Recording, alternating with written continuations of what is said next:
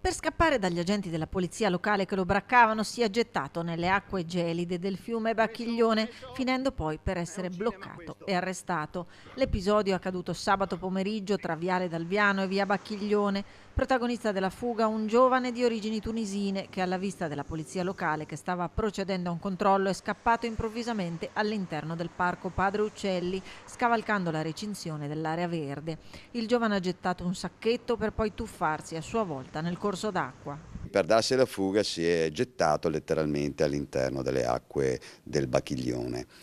I nostri operatori lo hanno seguito lungo le ripe e quindi al fine proprio di bloccarlo e anche di trarlo in salvo evidentemente.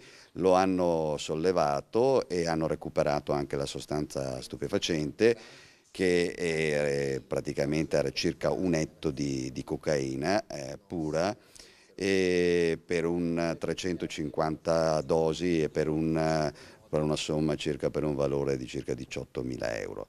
Il soggetto era pericoloso, aveva già ricevuto un ammonimento per codice rosso da parte del signor Questore, quindi diciamo che è stato un intervento molto importante per il quale il soggetto è prevenuto, è stato poi sottoposto all'arresto. Gli agenti sono riusciti a recuperare il sacchetto lanciato dal giovane, che conteneva più di 100 grammi di cocaina. Una parte era suddivisa in 100 dosi pronte per essere vendute, mentre l'altra parte era ancora in sasso e di purezza particolarmente elevata, come rilevato dalle analisi.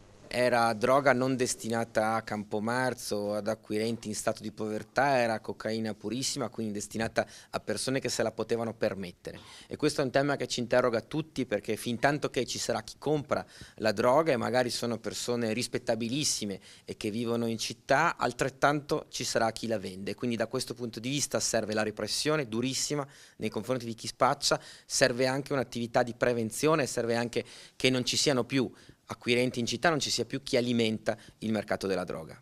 Per il giovane è scattato l'arresto in carcere per detenzione a fini di spaccio e resistenza pubblico ufficiale.